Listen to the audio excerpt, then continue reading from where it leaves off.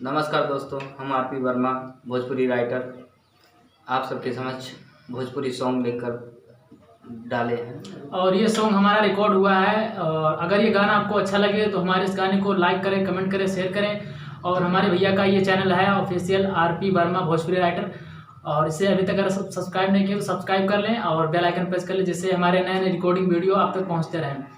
और अगर आपको ओरिजिनल गाना सुनना है तो डिस्क्रिप्शन में जाए, वहाँ पर लिंक मिल जाएगा। और उस गाने को हम लोग को प्यार दें और हमारे चैनल को सब्सक्राइब करें, जिसका नाम है यूट्यूब चैनल का RMS भोजपुरी वर्ल्ड।